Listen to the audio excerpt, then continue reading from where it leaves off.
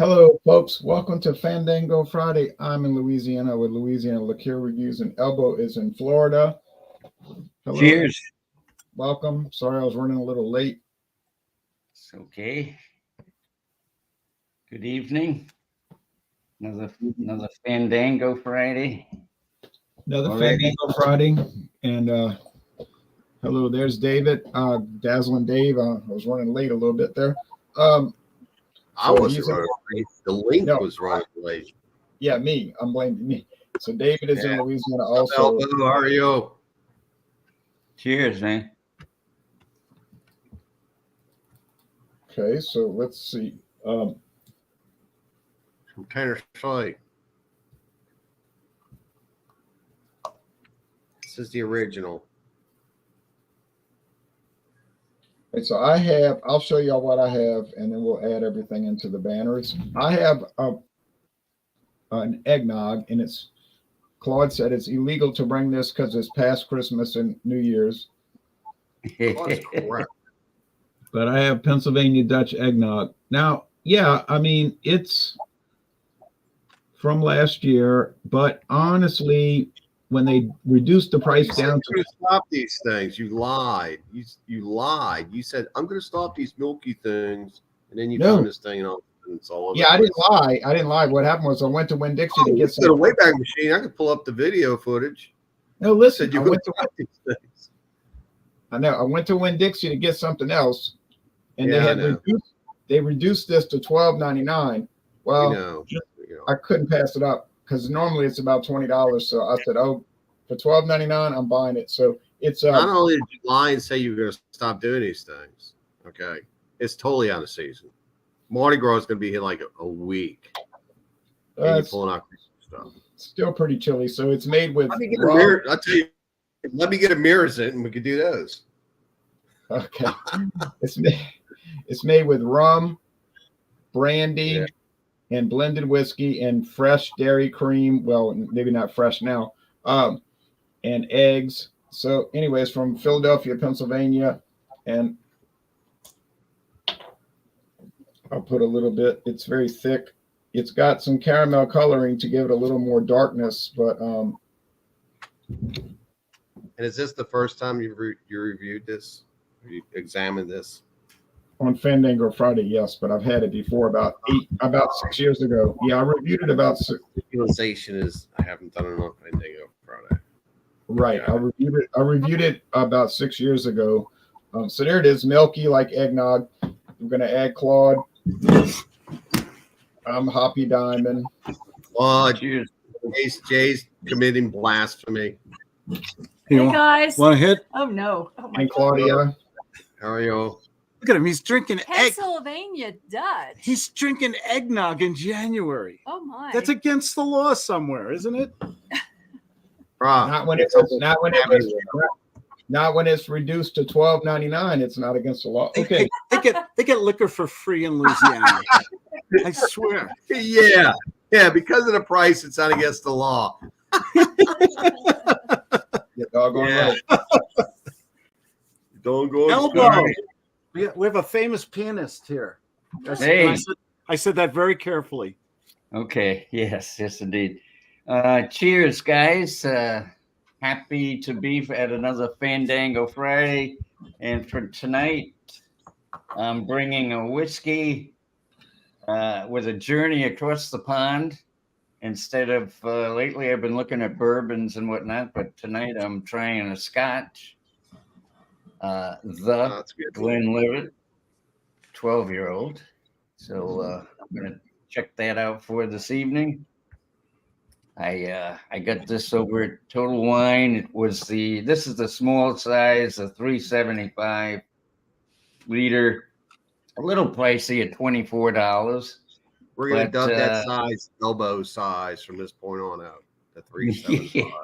Yeah, well, I do have a few 750s here, but like for Scotch, I'm kind of just new to Scotch, and I want to sample it. And they say this is a good beginner Scotch, a good entry level.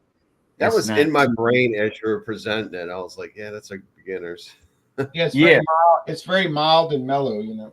Yeah, yeah, and I admit to I being know more listen of a to that. beginner. He doesn't know what he's talking about when he talks about scotches. So Because anyway, he said this thing I got was good scotch. Where is it? Oh, I must have threw it away. Oh, here it is. anyway, that He said- golden he color. said this thing was good scotch. I was like, what? They say it's double oaked here, so they say on the label it's aged in both American and European oak barrels or casks. So anyway, that's where they get the double oak from. But Yeah, that's anyway, that's yeah, not that's not the starter of Glenlivet. Glenlivet is real. It's real smooth. Yeah. and it's Yeah. got a light whiskey flavor to it. Yeah, like I want to try a peated whiskey, more smoky. I've heard Ardbeg is one that's really pretty. Ardbeg 10. That's the way to go. Yeah. So I want to try that. I haven't tried that yet. But anyway, this is for my entry level into Scotch whiskey, the Glenlivet. And When you do Ardbeg, you'll think you're drinking a barbecue. yeah, I've heard it's heavily. Did you But, just describe Ardbeg whiskey as barbecue? Well, it's so smoky. It's different. It's a different type of smoke, but See, when I think of barbecue, I think of barbecue sauce. no, I'm not thinking. No, not sauce. Just the smokiness. Like in a smoker. You should describe it as smokiness, not barbecue. Okay. All right. Sir. All right. Today we are looking at the Stillhouse. It's labeled America's Finest. This is one of those American crafts. We know what that means. And this is 100% corn whiskey. This is coming from the fine state of Tennessee. We don't know. It's not really stated on the can what area of Tennessee it's from. But I do have the website up. I will get there in just a moment. It says good times, go where the glass is or something like that. I'm not sure. What's the alcohol level on that? It's standard 80. Okay. Oh man, they want your birthday to look at the whiskey. I got it. I got the website. I got it. That's an interesting. They got several. Yeah. It's like an oil can. Yeah. No plastic here. This is 100% stainless steel can made in the United States. Chills fast, whatever. Okay. It's got several different flavors, 3 flavors. With this, they also put out a bourbon and a vodka. Yeah, it looks like it's one of those, like the Oscar Blue companies used to promote beer in cans that you could put it in a backpack and take it with you. That's their promotion on this. Yeah, and it kind of looks like white. It kind of looks like an old lighter fluid can. Yeah, I thought you said it was a motor oil can. Yeah, but I changed my mind. I think it's more like lighter fluid. It's like an old Bic lighter, like a giant one, or like a steel iPad Mini. Yeah, but like those, like if you're barbecuing, they had those old metal lighter fluid cans. Where you been at today? This is a second reference to whiskey and barbecue, and you're getting it wrong. Well, just no, because I remember those cans, those lighter fluid cans. Now we have the Whiskey Scout from Kansas. I'm not finished. We're trying to pass off our examination. All right, so it's coming through clear, kind of tainted a little bit. Ooh. Moonshine. Yeah, moonshine. So this is, I guess, this is second to the other famous distillery in Tennessee, which makes the Black Label number 7. So yeah, it's got whiskey legs to it, and it is a slight tintness to it. I don't know what that's all about. It's almost like It's Yeah. like a mixed drink with a cola or something, and then you pour it out, and then you just put whiskey back into it. There's that little tinge to it, or like my water is right now. There's a slight tinge to it after a water main break. Oh, by the way, I had the day that they said go ahead and you could go ahead and use your water. There's no reason why you can't use your water. I swear I was living in Flint, Michigan. I'm walking around going, what is in my water? It looked like some kind of rust or something. So I let it go for a day. And then this morning I woke up and I ran around the corner. They had one of the fire mains completely open. And then this afternoon they had another one draining. And then portable water trucks all over the place. But trust your government. You can drink your water. Yeah. Ask Well, Ask it's one thing we've learned. You should always trust the government. Okay.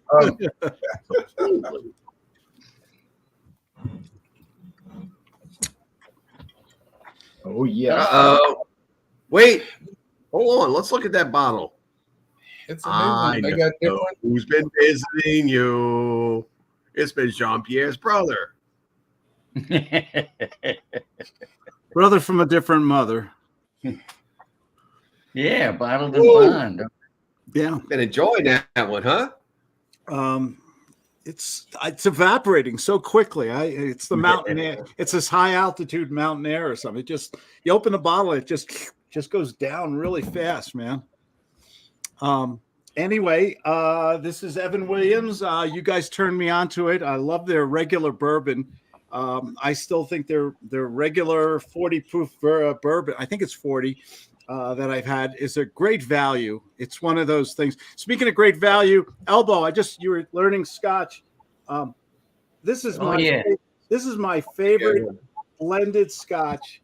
Okay, famous Grouse. I've heard of it. Yeah. It's fantastic. 30. Okay. I got this big bottle. 32 bucks. How much did you pay for that? You got a 1.75 bottle of Cuddy there. How much was that? Yes. $5 or something? I don't know. I picked it up a long time ago. This is probably like 18. 26. I remember it was 26. Cuddy is good. Dewar's White Label. What's really interesting is the small bottles, the smaller bottles of Cuddy and White Label are now going for, up here in the mountains, $33. Oh, no. I went down to Denver. I got the monster bottle, the 175 for $33. Oh, yeah. You got to be careful. You got to know your prices. You really have to know your prices. Right. Well, we're going to go to the Whiskey Scout. He's going to show what he has, and then we'll come back around and show all the websites for all the products and everything like that. Okay, well, we got a new Total Wine and Liquor in Wichita. I went to it. It's not quite like the others I've been to. It's a lot more,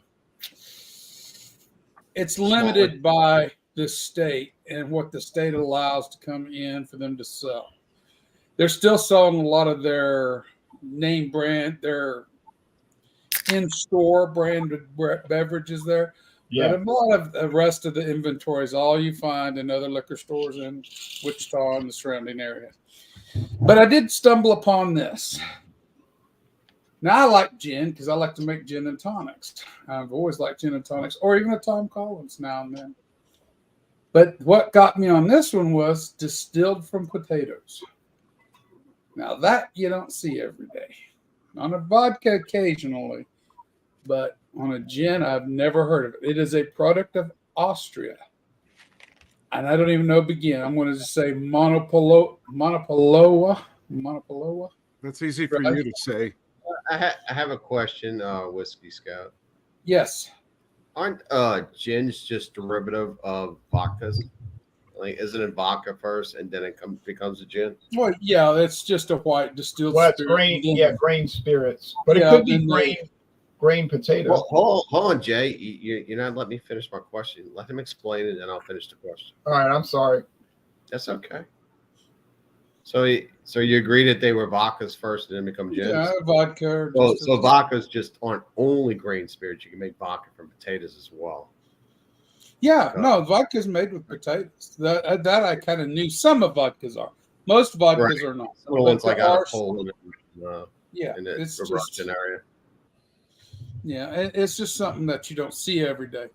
But a So do gin, you think the process is like it's like the same, or do you think it's like more difficult? Is meaning that there aren't so many brands out there of the potato vodka or potato products. we're in a realm I don't know much about. I Gotcha. know that gin was made from potatoes. I mean vodka, but I've never been a big vodka drinker per se, so I can't say. Now, Robert, what is the production? Who is the owner of that? Did they say that on the bottle? J.A. Bagzewski, Baczewski. It's a Vienna, Austria. Hey, spell that again. Spell again. Baczewski. Okay.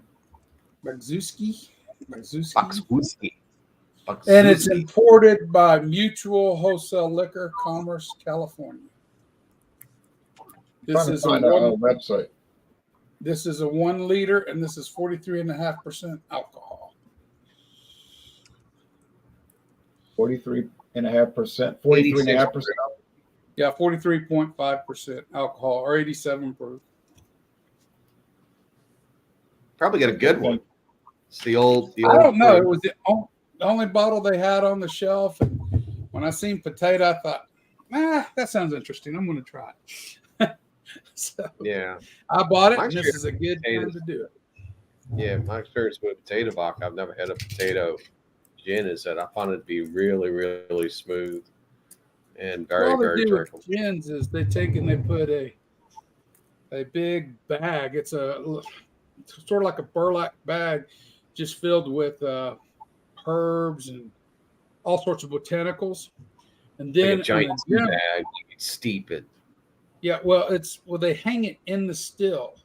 Yeah. So when the boiling starts and it starts to rise and it starts to come back down and rise and come back down, it kind of gets a wash through that before it actually goes out and through the condenser. So that's my understanding of how they make it in gin, and you'll find that the stuff that's supposed to give you hallucinations, they absinthe. Yeah, absinthe. They distill that the same way is what I've heard. So I thought you were talking LSD or magic mushrooms. I've never had none of that stuff. So I'm just a little poor farmer Kansas boy. Drink my drinks and I have my fun. Anyway, that's where we're at. Now legal in Oregon. Okay, so the thing about gin is typically, and then I'm going to show my product on the website. Typically, gin is grain neutral spirits, which you can make vodka from grain neutral spirits, but they're not the same thing if you read the government regulations. But they take grain neutral spirits, and instead of making vodka out of it, they do the treatment. Well, like Robert was talking about, they do the treatment with the juniper berries and other botanicals if they want to, but it has to have juniper berries. If you read. It must. There's no option there. It's like bourbon has to be corn. Has to be corn. Yeah. So then, I have a question. Is potatoes a grain? No. Listen what I said. Listen carefully. I said they typically use grain. But you start off saying it's a grain neutral spirit when he doesn't have a grain neutral spirit. Now listen what I said. Listen again. I said they typically use grain neutral spirits, but obviously there are times when they use a different source of fermentable and distillate. And in this case, potato. So the grain neutral spirit thing is kind of moot. Just saying. It's not moot at all. Yes, it is. He's got a potato. Yeah. You can make it out of sugar cane. Right. You can make vodka. Tequila's made out of agave. I mean, there's so many things you can distill. If you can get it to ferment, you can get it to distill. Potatoes are hard because they don't contain a lot of natural sugars. There's more starches than sugars in potatoes. So when you try to make, this is what I do know out of it, which isn't much. When they do use potatoes as the as Primary the ingredient. fermentable. Uh-huh. Yeah, it takes about 5 times as much potatoes to get the same result as it does with an equal amount of grain, tonnage wise. So Don't what you get for 1 ton of grain, it's going to take you 5 tons of potatoes. So let me it ask, actually the process of making a potato and spirit actually does more. Claude, what now? You should mute when that's happening. It costs him a little bit more, so you actually got All right, Yeah, Claude. product. Claude. I would think. I was just going to say, I like Grey Goose, which is made from a grain. It's a little pricey. It's from France.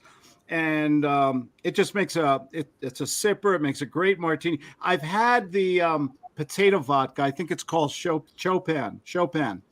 And I thought it was rough. It was nowhere as smooth as the grain. Ron, have you done vodka comparisons? Taste tests? No, I don't have enough experience with it. I've done a few tastings here and there, but not enough to make any kind of meaningful. Yeah, not enough to make a meaningful statement. Now, now currently at my house, 3 different kinds. I've had potato and ground neutral. Now, currently at this house, I have a sugarcane vodka and a corn vodka. And I got to tell you, they don't taste alike at all. The sugarcane vodka tastes like white rum, and the corn vodka tastes like, don't you have corn. Tito's as well? Don't you still have Tito's? Tito's? Is good. I've had Tito's. I like Tito's. No. Okay, let's go Tito's on is to this. cold. Taka? You don't have Taka? No, I got the Nikolai and the Vodovska. Okay, so here is the eggy looking Eggnog. Yeah. eggnog, and then I'm going to show the screen share.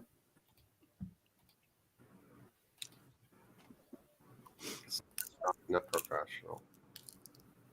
So there's the screenshot. They show the eggs, the cream, the cinnamon sticks, and they do add spices in it.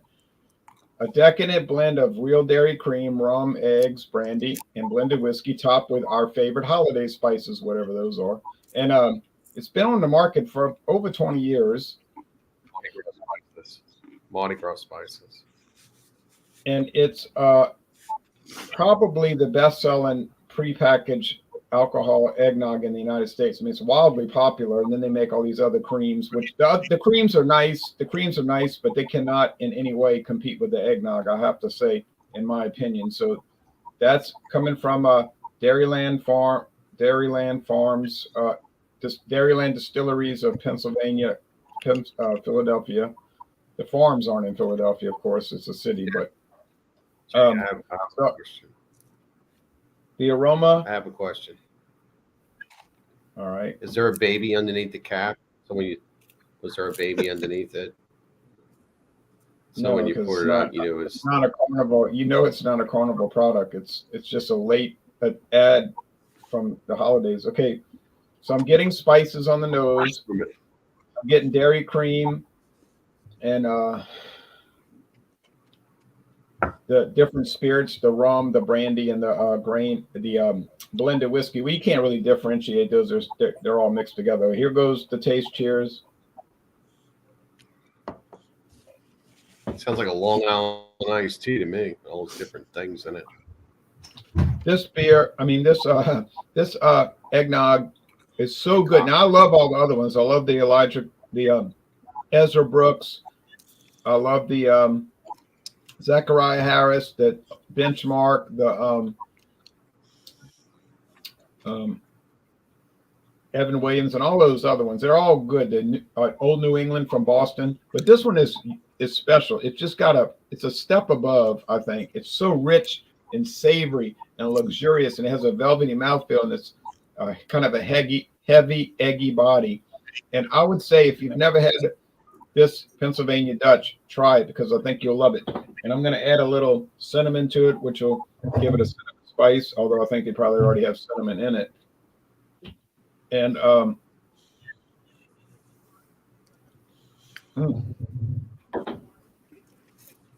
It always gets a high score because it always deserves a high score. And the best way to drink this product, I think, is to pour a little bit at the bottom of the coffee cup, pour the hot black coffee on top, and drink it like that.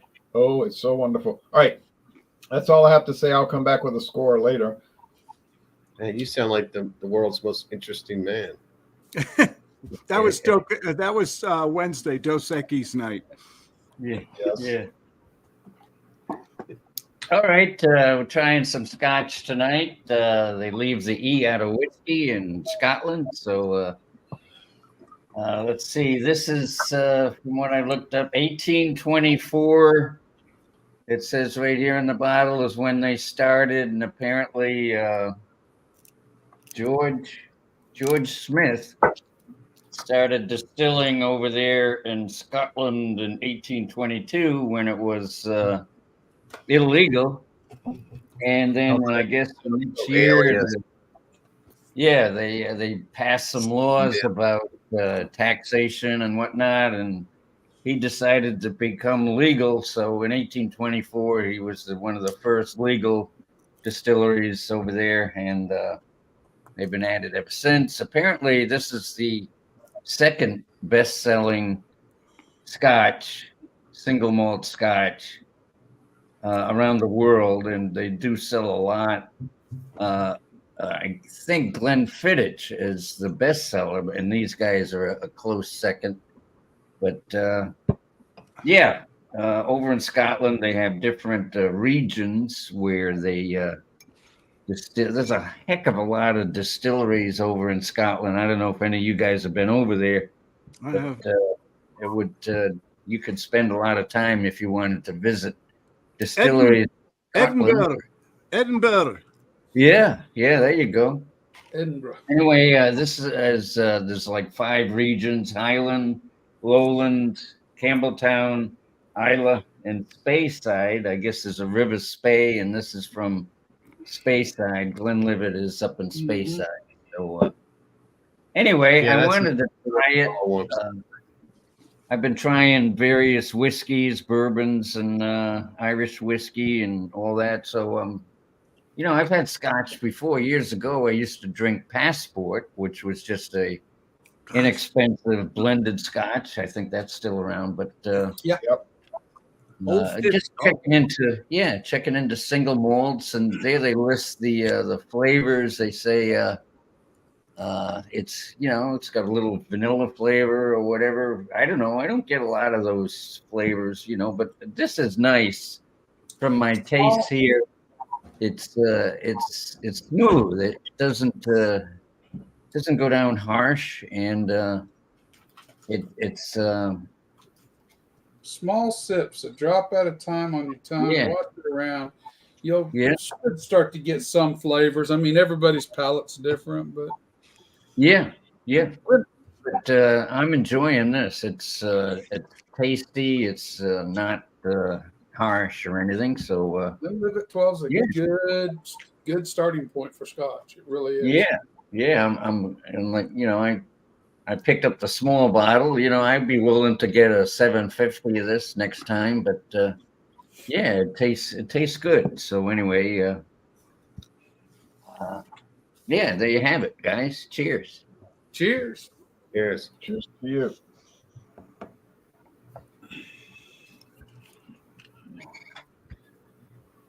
All right, tonight we're looking at Stillhouse. This is a gimmick in a can. No, I'm kidding. I don't know why it's in a can. It's like an old oil can. I don't know. I guess it's one of those things you could take it traveling, but you could do the same thing with a bottle. Maple syrup used to come in those kind of cans around here. Yeah, a lot of things used to come in cans like this. Turpentine. Turpentine. Yeah. Yep. Cane syrup. So it's clear because it is a spirit that they haven't done anything with. It's just corn whiskey. It's also from Tennessee, and Jack Daniels is also from Tennessee. I believe that one's 80% corn. Jay, am I correct, or is it less? Jack Daniels. Yeah. I don't know the percentage of corn in Jack Daniels. I know it's at least 51%. No, it's higher than that. I tasted some a while ago. It tasted like it tasted. It looked like brown water and tasted just like tasted less of a product than this is. So this has got a fullness to it. It's you can tell it's quality. There is a slight taste to it, which I found to be kind of like, I don't know, a little surprising considering it's almost like in a vodka state. Meaning most vodkas don't have a flavor. Some have a burn. This one's kind of got a creaminess to it. It is pretty good. It's not bad. Oh, I've never heard of them, but they make several different varieties too. That's the one I'm reviewing right now. Is the original whiskey with the buffalo on the front of it. Yeah. I got a deal on this. I think I picked it up for $4.99 or something like that. And it's clear. Why not? With flavor? Corn whiskey No, flavor. clear. It's obvious. It's weird that it's clear like that. They still call it a whiskey. Corn whiskeys are clear. Most of them Yeah. are. Some of them have Oh, a yeah. slight yellowness to them When you to mimic, yeah, I guess, when yellow go corn. in the moonshine route, yeah, I agree with that. They always be Yeah, clear. this is more along the lines of, if you had a moonshine, that's pretty much what this tastes like. I can get moonshine north of us lake, and they kind of mellow it out with some kind of a flavor. They'll do coconut or do some kind of crazy flavors, but some are just, they're selling like 80.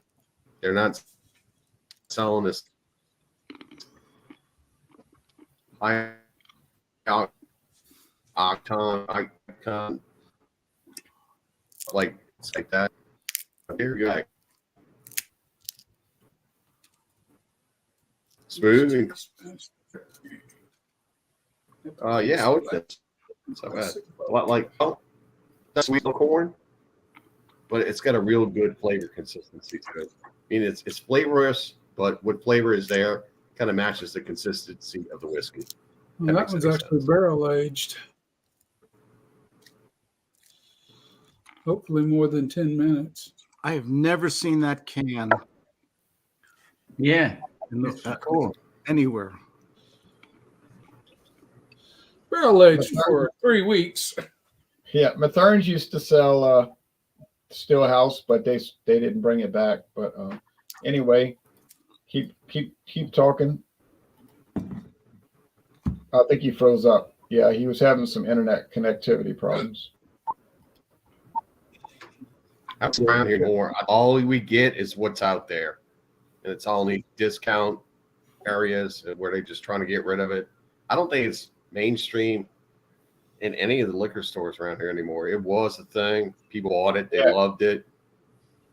But I don't think it's mainstream anymore. I think you're right. I think you're right. It did fade away. It did fade away about 5 years ago. It kind of faded. Yeah. I've seen it, but I have never. And that's because this area, the whiskeys is so plentiful. They're only going to sell what's selling. All right, Claude, right. Your turn. All right. Evan Williams since 1783, 100 proof, which scared me a little when I bought it because I don't like the super burn from some liquors. I like the smooth, subtle burn, if you guys know what I mean. This is 4 years old. I did not know that. It's on the label here. Kentucky straight bourbon whiskey, and then on the side it says it's a sour mash, genuine sour mash. Actually, look at Elbow's got a bottle there too. Yep. Yeah. Anyway, I think Dave had a bottle of this a couple of weeks ago and showed it, and I like the regular Evan Williams whiskey. Yeah, I agree. The black label is good for, it's inexpensive. It's good. I like that too. I didn't even well, think this I had one- the black label. I had the one under that. Try this one next time you go around and get you some Evan Williams. Try this 1783. about the same price. Working for. That one, boom. It's got a great nose. Come on. I mean, you can. It's bourbon. It's a little caramelly smell, vanilla smell to it. Not getting the overpowering sweetness. I'll find that out when I taste it. It's a lovely aroma. Beautiful nose. Let me take a sip here to your health, gentlemen. Cheers. Here. Cheers.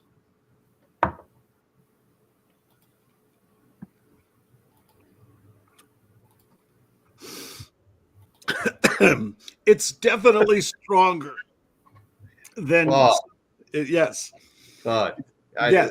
Add water. Put the water on it. Observation and a recommendation at the same time. Okay. Yeah. Brother, you can't. No, that's too much for that glass. Put it over ice. Trust me. Yeah. Oh, well, here we go. Just that. You want to be the purist like Jean Pierre? Go ahead. I do them both. I want to taste what it really tastes like. Okay. You know, is it a sipper? You know, some of these liquors are just nice to sip on, little bitty sips, and just enjoy them. I tend to like the ice, and you're right, Dave. Adding a little water or letting the ice slowly melt does change the drink. Does change the liquor on it. You heard me cough. I mean, it's strong, and it's got a great burn, and the flavor is. I mean, there's a nice barrel vanilla caramel flavor to it. Let's see if it changes over ice, though. Nice Kentucky hug. Doesn't that look pretty? Mm-hmm. Yep. You get one. Cheers. L'chaim. Mm-hmm. Hey. Dave's right, though. You add a little water to it, it changes the complexity of it. It's easier to drink, obviously. Right. It's it's smoother. A little bit of water or ice is the way to go on some of these higher proof whiskeys. Definitely, it's delicious. It's warm. It's smooth. It's dry. This is not as sweet as the regular black Evan Williams. The Elbow, the one bottle you had before, not the bottled in bond. Who had the other bottle, Dave, or whatever? It's a 1783. Yes, that got that. The cheaper Evan Williams has a much sweeter finish to it. This is the 90 proof. Okay. It's got all kinds of accolades and awards and stuff on it. Some cinnamons there. You should be getting some vanillas. Yeah. Caramels. Yeah. I mean, this is delicious. This is a first class bourbon whiskey. First class. Yeah. Well, they have a whole range. You know, they got an 80 proof, 90 proof. I'm sorry, 80 proof, 86 proof, 90, 100. Then they have some above that. Yeah. Yeah, but you know what? You're not gonna get a bottle and bond with that taste at that price. That's like win-win-win. Oh yeah, you're right. I agree with that. Yeah. All right. Somebody just chugged a bottle of Everclear. How are you feeling? Wow. Okay. For the 41, what is it? How do you chug a bottle of Everclear? Is that even possible? Well, you can type that on the internet. You have no brain cells. Well, don't even. But anyway, the 43.5%, you don't get that in this. You don't drink that high percentage on it. Very, very juniper forward as you'd expect, but there's also, well, let me read the back to you. Monopolowa Dry Gin is a gold medal winning premium gin, crafted with superior botanicals including juniper berries, orange and lemon peel, coriander, ice, and ginger. Ice, anise, coriander, Ice. anise, and ginger. Anise. It offers anise, anise. I was raised calling it anise. I'm sorry. Yeah, anise. I'll call it anise also. It's a licorice. It's a licorice flavor. Yeah. Right. Yeah. It offers an unmatched light texture, subtle flavor, and delivers the biggest high quality spirit, refined taste and tradition. More than 200 years experience in every bottle. So it survived in Austria 2 world wars. So. They changed the label, look like. Yeah. Juniper forward, you got a lot of the anise or anise, however you want to say it. That is definitely in the background, along with the coriander. Believe it or not, I don't get much lemon or orange peel on it, even on the taste. Cheers, guys. Cheers. If I'm not mistaken, coriander comes from anise. Could be wrong though. It's got a little bit of a. It's not thick, but it's got more of a mouthfeel than, let's say, Jay, it doesn't. a lot of other stuff I've had. It's a different name on it.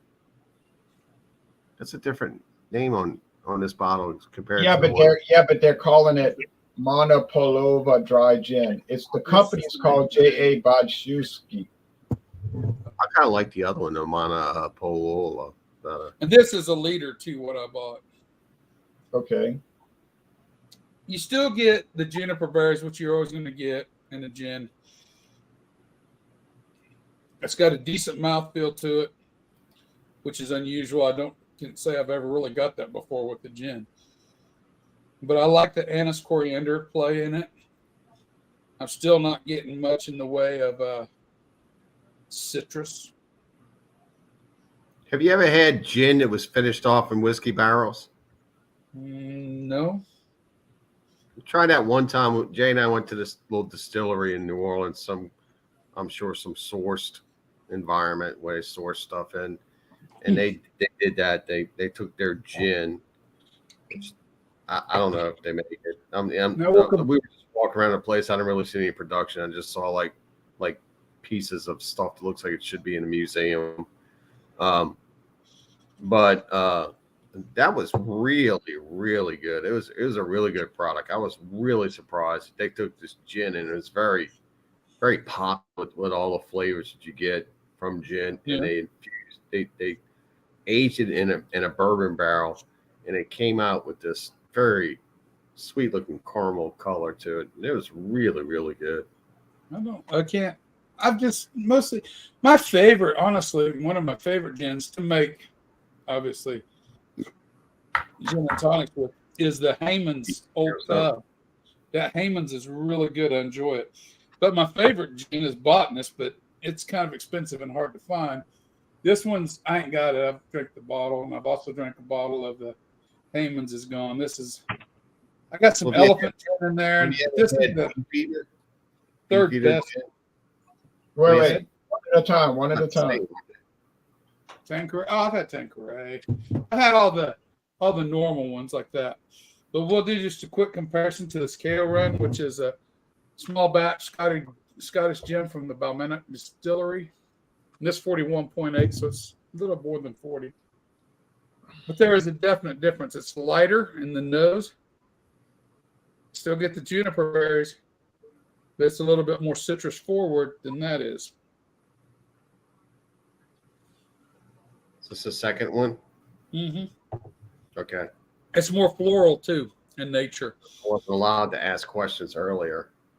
Yeah. Very different gins. I like K-Run. I've drank it by itself. I've mixed it with other stuff. Total different gin from this. This is honestly probably,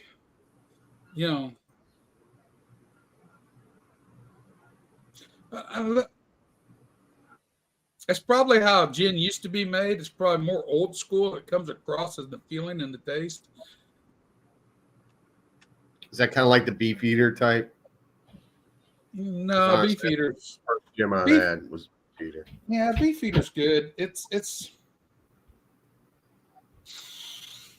you know, they're all basic gins. All the basic gins are good gins. I mean, Beefeater, Tanqueray's. Tanqueray has a Seville orange one, flavored one. That is very good. It makes some doggone good drinks with that. I like it. But and I've tried several others. Botanist, like I said, is my favorite so far I've had, but I've never had the Aviator gin. I think it is one of the movie stars. He runs that company. It's supposed to get really good marks too. Oh yeah. But I've never actually had that, so I can't speak to that. But this was interesting. This was $24. And it has more mouthfeel than the KO Run does. It has more of a dense, it's really more dry on the palate. And it is a dry gin, but I mean, it's more dry, but it does have a texture it's the thickness in it's interesting. I like it. I really do. I can't wait to try it on a gin and tonic. I'll let it go now. We'll score in a little while. So, do y'all know why it's the headquarters is in Austria, but it says that the gin was started in Lviv, Ukraine, back in 1782. Do you know why? Why would that be in Austria if it was in Lviv, Ukraine? Because borders I know the change. answer. That was a lead-in. I'll tell you the answer. The reason is because back in the 1700s, Austria took over southern Poland, and Poland used to own a lot of Ukraine. And so from the borders changed. Yeah, from the 1700s until 1918. From the 1700s until 1918, that was part of Austria. Austria used to be a much bigger country. mm-hmm. It was a huge empire, and they ruled that area. Yeah. The Austro-Hungarian Empire. Right. Austria had half of it, and Hungary had the other half. Yep. Yep. Okay. Now, as far as this product, I'm really enjoying it, but I got to finish off my TT's orange cream first before I drink any more of this Pennsylvania Dutch.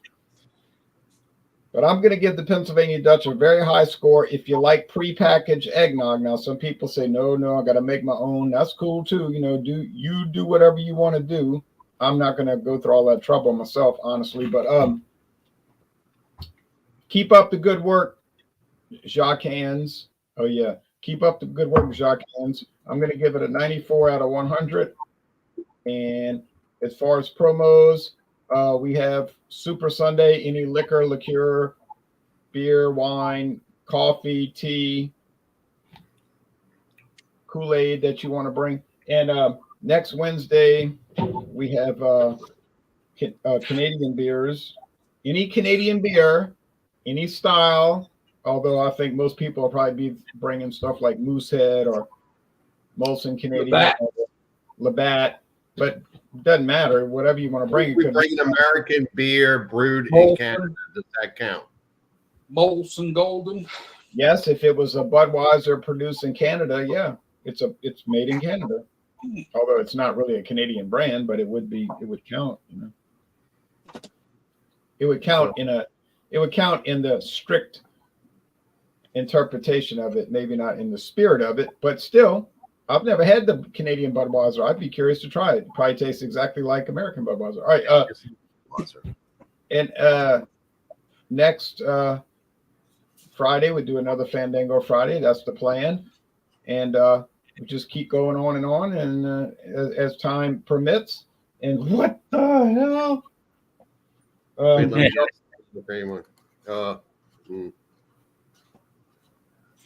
Bringing in a little more of this tonight. Yeah, this is great stuff here. And that was the greatest deal in the world. David talked me into buying it, and he was right. I should have bought it, and I did buy it. It's awesome. All right. Now I'm finished. Wait, it was more than just a talking to. It was, if you don't get up and go get it now, this boot is going to go up your boot. I know he was sort of insistent, as you have a tendency to be. But you were right in this case. You were right. And it's a liter bottle for $9.99. Okay. Elbow has the floor for the great Glenlivet 12-year. Yeah, the Glenlivet. You know, I was reading about this, and the reason they put the there is apparently in the 1800s when they were distilling, there were other companies that were using the same name and calling their stuff Glenlivet. So this guy said, well, wait a minute, I am the original. So he started calling his brand the Glenlivet, and it kind of stuck. Now, I think it's kind of pompous myself, but Ohio State does the same thing, the Ohio State. I don't get that either. But anyway, as far as the whiskey goes, it's good. I would give it a 90. I'd give it an A. It's good. You know, it's for a Scotch whiskey, single malt. I think it's an excellent introduction if you're not used to Scotch, you know, but I have put it on ice here as well, and it's quite tasty. So, yeah, I definitely give it an A, a 90 for sure. Do you find it has a lot of bready notes? Yeah, it does. It seems, yeah,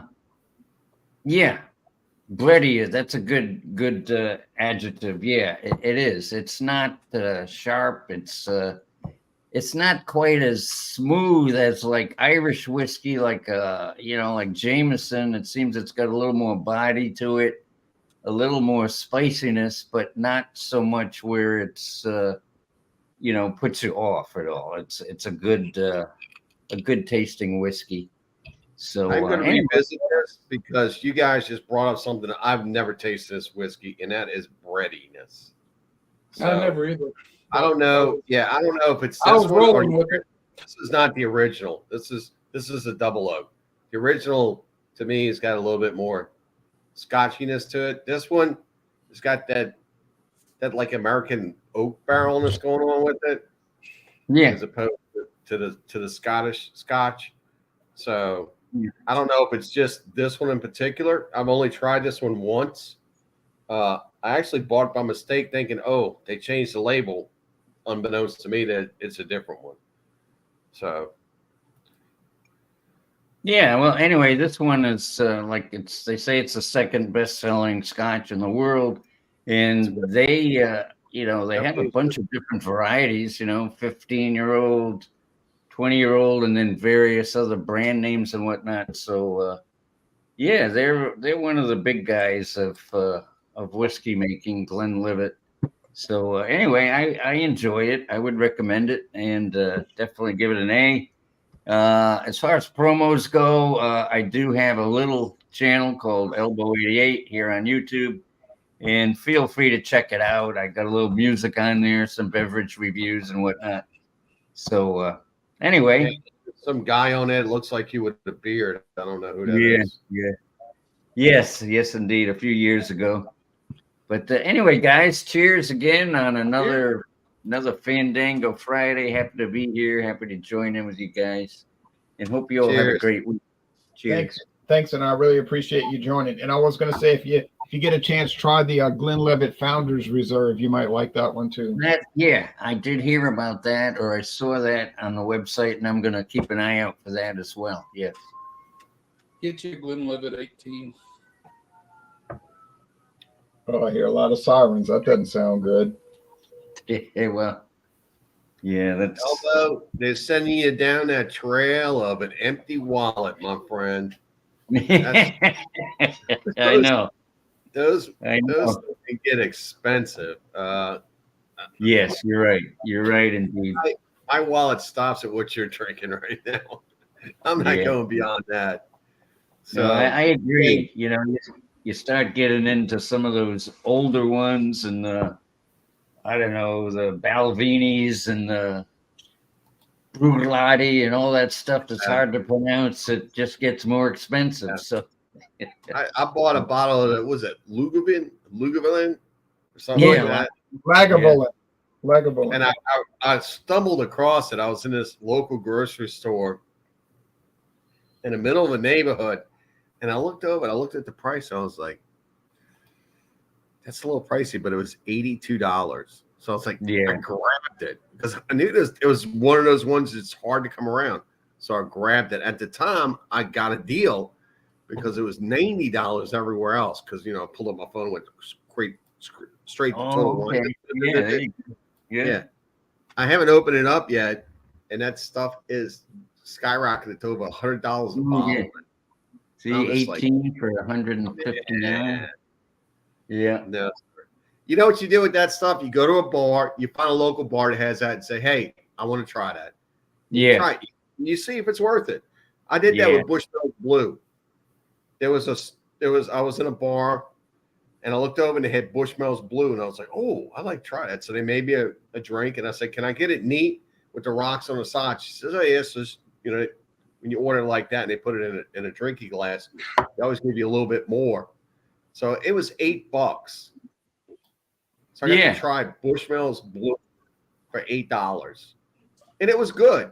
Would I go track down Bushmills Blue? No, it's not that much better. Yeah, I hear you. Here's an option. Good idea. Yeah. Here's an option. Yeah. Who's going to buy that? You, Jay? You going to buy that? Tell you what, buy that blue, and I'll come over and I'll test it out and let you know how good it is. Okay. All right. So back to Stillhouse whiskey in a can. I think that's the gimmick. This is corn whiskey. When it's poured, it looks like moonshine because moonshine is corn whiskey. So this is 80 proof. It's got a real good flavor, backbone, business, I would say. It goes down smooth. There's absolutely no bitterness to it, and it's not overly sweet.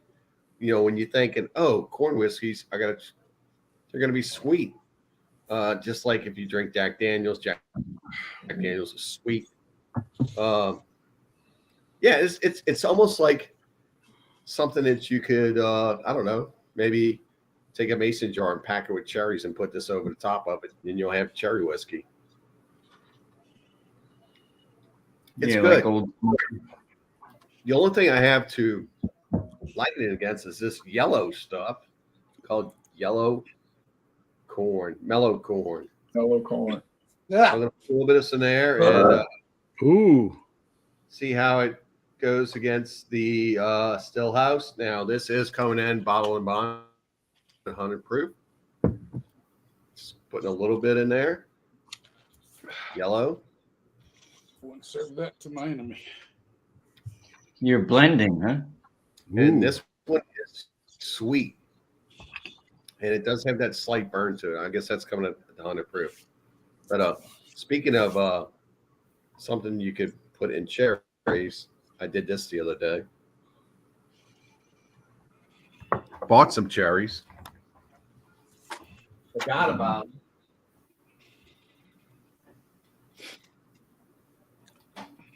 Dave is setting me up for what I'm going to present.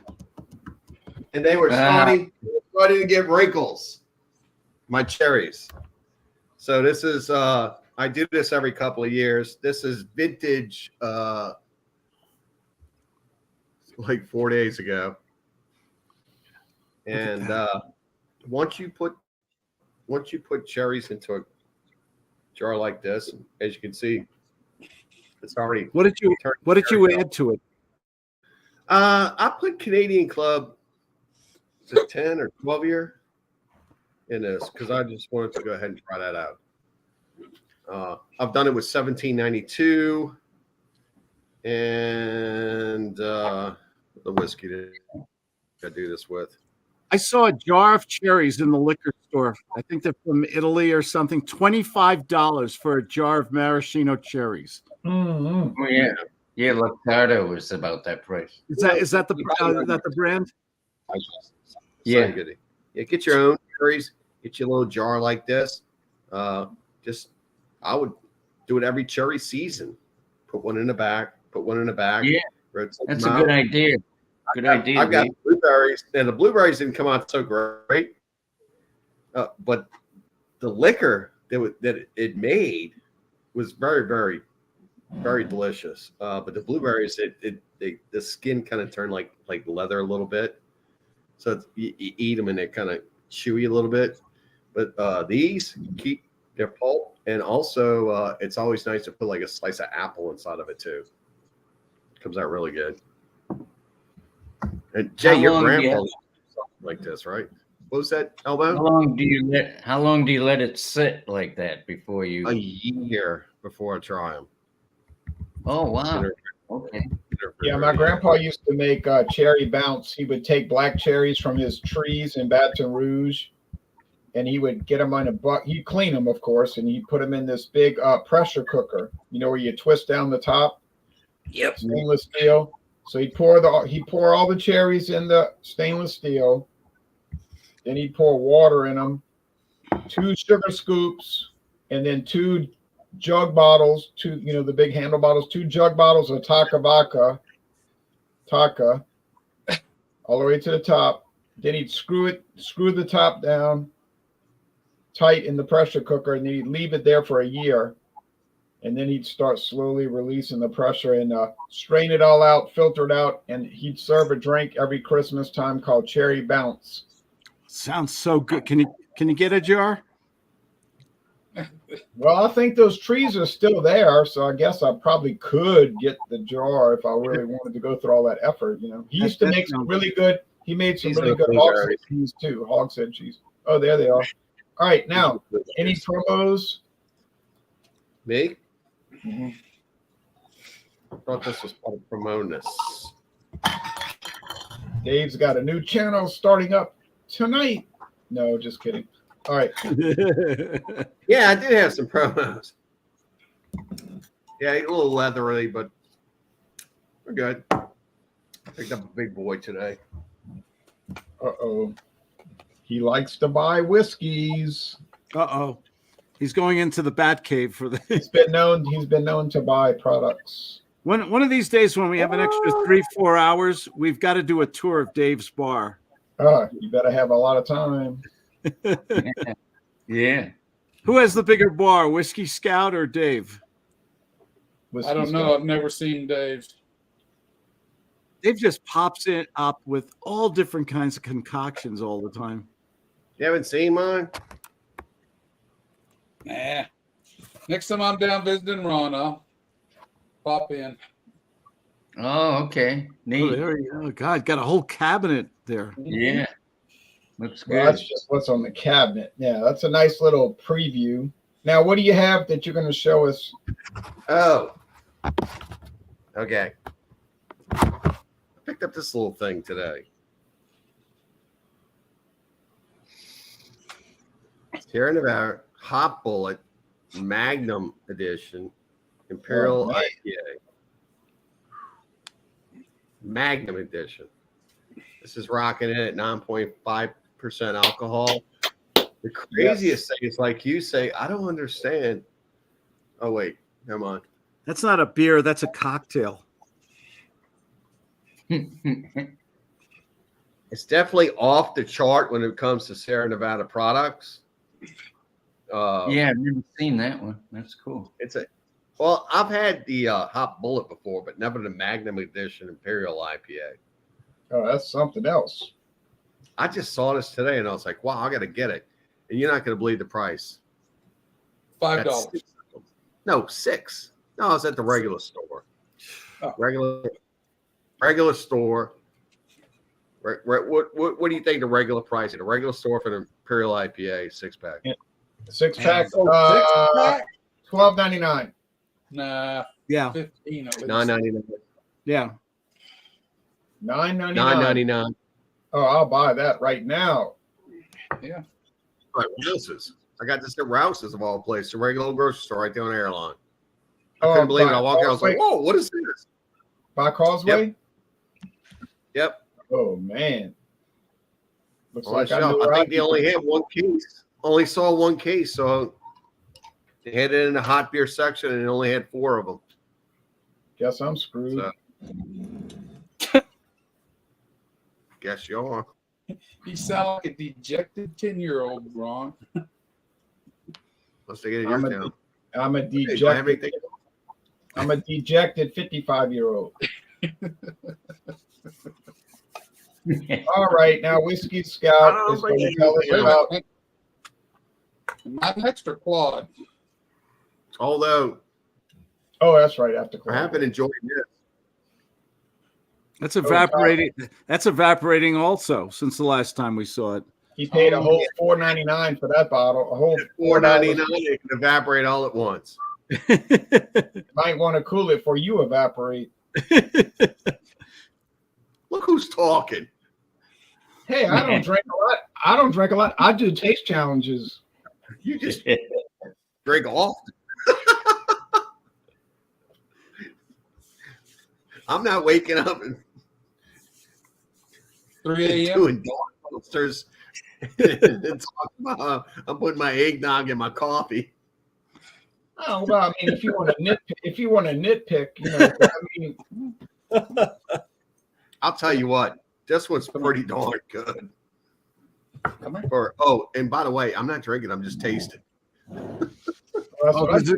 There's That's what I do, and I'll tell you what. That's what I do, and I'll tell you what. If I would have seen that bottle for $4.99, I would have bought it. I would have. I Did you go back and see if they have any? No. Oh, well, Not yet. Oh, gonna do an infusion. Oh, little blueberries in there. You're a Blueberry mixologist. water changes the color. Cherries. Oh, it's got floaties. No, this is blueberry. Quite control with average support and grab. Hope you feel better tomorrow. All right, now it is time for Claude to do his thing, but man, I want to try all that stuff. Okay, Claude, I'm like you. I'm hoppy. Yeah, I really meant to say I'm happy. Today was just a great day up here, but I can't spell. So I'll take hoppy as long as it is Louisiana beer review anyway. Evan Williams, good whiskey. I like it. Give it a healthy 92. A little bit on the strong side, and it's kind of funny. Both you guys were talking, especially Dave, about mixing, and nothing I like better on a Friday night than a really good cocktail. And just to show you guys, I made this cocktail. Let me see if I can do this without spilling it on my computer.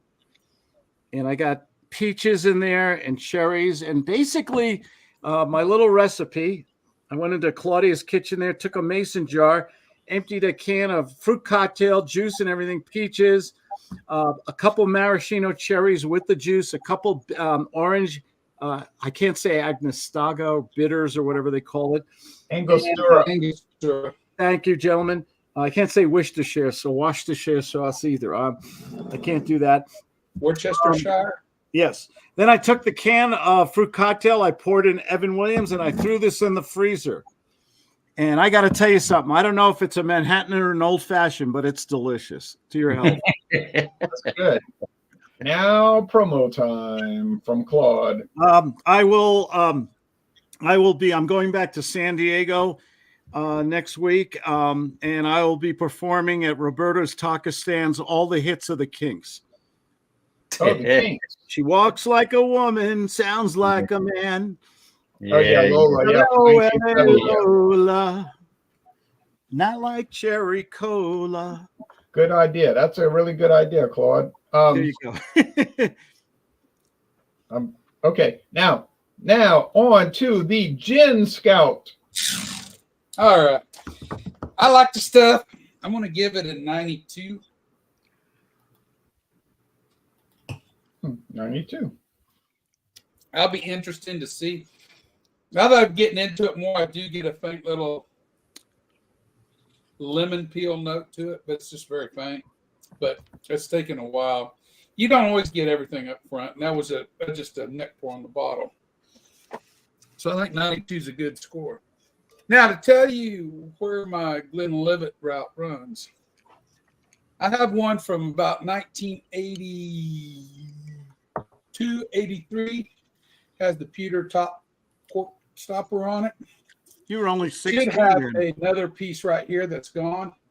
This bottle was found under the VFW when they moved it out of Mansfield, Louisiana. And it came to me via another veteran from them. It was actually rolled up under the bar. And they don't even know how long it was there. And that's the best date I can come up with on it. So I love liquor, nice liquor with a story.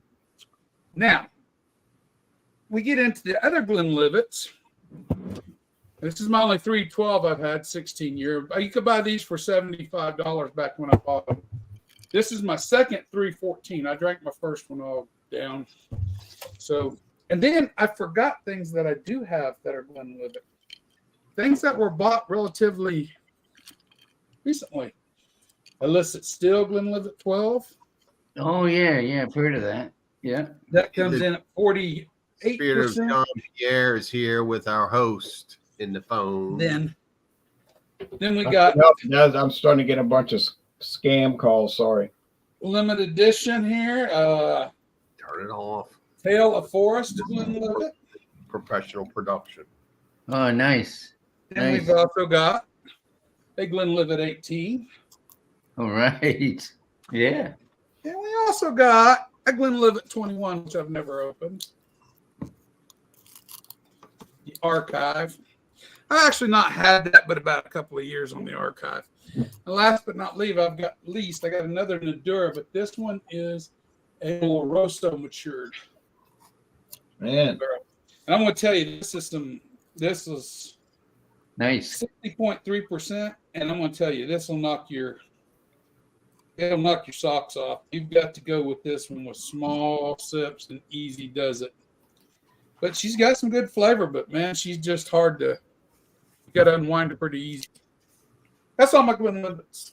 yeah, I don't have anything like that. I got a bunch of Godzilla movies I could show you that I own. But Let me see. So you don't really like the Glenlivet because they're still all sealed. Mhm. What now? You don't really like They're them not all because sealed. they're sealed. he said they're all sealed up still, so you must not like it because you didn't drink them. No. Unsealed. Unsealed. I No. can't see. I got some kind of interference going on. Limited Yeah. editions unsealed. I So drink. four of- I mean, I got you know, 4 of them that are unsealed. 4 of them that are unsealed. if you Yeah. twisted my arm, I'd try them. Well, come on up, Ron. I know. I should drive to Kansas. Only 900 miles. I know. I drove it. 900 miles. Man, you get in 12 hours. Yeah, something like that. I have driven all the way to San Francisco, to be honest. Stop. You gotta have that. You gotta have that bedside thing that they give you in the hospital if you're gonna go all the way. Yeah, no, not nonstop. I mean, no, I didn't go nonstop. You gotta pack a picnic, have the bedside manner. No, that was a have long. everything ready to go, and it's a boom and then go. No, that was a week. That was a trip that lasted 2 weeks. All right, now Whiskey Scout. Any promos? That's it. And I just kind of wanted to show my Glenlivets. I don't get to do it very often, so. Yeah, it's an amazing. I haven't given my score. Oh yeah, what's your score for the Stillhouse? I'll tell you what, Stillhouse corn whiskey, low burn, not overly sweet. Depends on what you're looking for in a corn whiskey. I think this is coming really good. I'm actually surprised by this. I know back when it was popular, everyone was all over like, oh, Stillhouse, it's really good. It's really good. It is really good. I'm going to give this.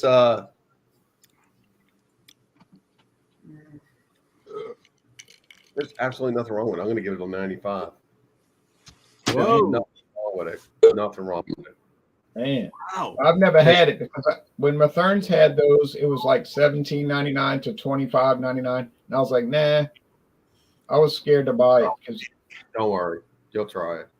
95 liquor out of a can. Wow. Hey, we all have beer out of a can, don't we? Yeah. Okay. Good point. And Shakespeare said a rose by any other name is still a rose. That doesn't really make sense, but I thought I'd mention it. All right. He also said, "Get thee to a nunnery and quick." Orphelia. Well, no one relieve me of this meddlesome Claude. All right, no. Shakespeare quotes. Louisiana Shakespeare quotes. Yeah, we got them. We got everything here. We have everything here, folks. Now, next week we're going to be talking about Macbeth. No, but that's it. So, all right, folks. Well, see y'all Sunday morning. Oh, look at the cat. Can you show us the cat? My cat is gone. Poor old Orangey disappeared. I think Elbow just died. You got your cat and died it. No. Oh, show us the cat. Oh, that's a female. Yeah, she is. It's Kiki. She's 13. Wow. Yeah. Old. She's Wow. old. She looks great. Yeah, she's doing good. She's a sweetheart. Yeah. Okay. Now it's time for a bath. Does she have any medical problems or she's healthy? No, she's healthy. Actually, I have her brother here too. I've got 2 cats, and her brother Charlie is in another room right now. But this one Is he a just jumped tabby up as well? on my lap. So Is Charlie a tabby? I got to keep her away from the scotch. So I don't want to spill They any. don't like scotch. All right. That's cute. That is a cute cat. All right. Let's see. Any last comments? Better than plastic. No, I'm good, man. I'm good. It's Friday. It's good times. Yes, sir. Elbow right. will now play his kazoo. No kazoo tonight. No musical accompaniment. All right. Bye, everybody.